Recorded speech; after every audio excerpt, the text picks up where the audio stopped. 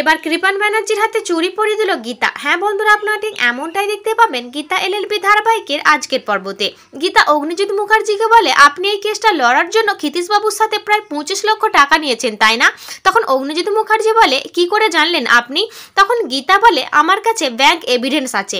আপনি ভুলে যাচ্ছেন আমি আপনার পুত্রবধূ। এমন দুজন আছে যারা আমাকে স্বীকৃতি দিয়েছে, আপনি না দিলেও চলবে। আর আপনার সম্বন্ধে সমস্ত তথ্য না আমি পাবলিকের সামনে ফাঁস করে দেব।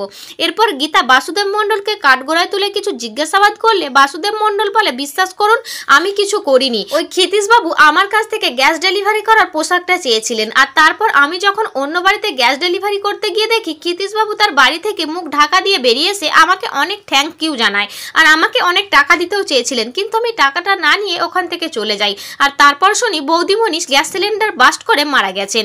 তখন গীতা বলে, আপনি অন্যায় করেছেন, আপনি কেন সবকিছু পুলিশকে জানাননি?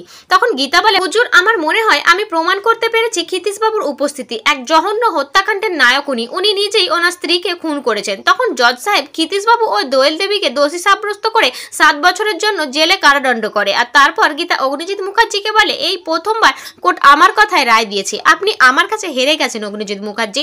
তখন অগ্নিজিৎ মুখার্জি বলে, তুমি একটা কথা ভুলে যেও না, যেখানে যেখানে তুমি যাবে সেখানে সেখানেই তুমি আমাকে প্রতিপক্ষ হিসাবে পাবে। কোর্ট থেকে শুরু করে চেম্বার থেকে শুরু করে রাস্তায় ঘাটে এমনকি আমার বাড়িতেও তুমি আমাকে প্রবল প্রতিপক্ষ হিসাবে পাবে। আমি জীবনেও তোমাকে পুত্রবধূ হিসাবে স্বীকার করব না, মরে গেলেও না।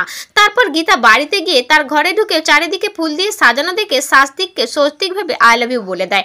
আর তারপর শাস্তিককে দিকে গীতা প্রচন্ড রেগে যায় আর বলে, কার পারমিশনে আপনি এই ঘরের মধ্যে ঢুকেছেন? আপনি এখনই এখান থেকে চলে যান। তখন স্বস্তিক বাবু বলে, যাবার হলে অনেক আগেই চলে যেতাম। তোমার মুখ থেকে আই লাভ ইউ শোনার পর শুধুমাত্র তোমায় ভালোবাসি, আমার জীবনে আর দ্বিতীয় কোনো ব্যক্তির স্থান নেই। এরপর আগামী পর্বে দেখা যায় গীতা পদ্মকে দিয়ে কৃপান ব্যানার্জির হাতে চুরি পরিয়ে দেয়। তো বন্ধুরা, ভিডিওটি কেমন লাগলো কমেন্ট করে জানাবে।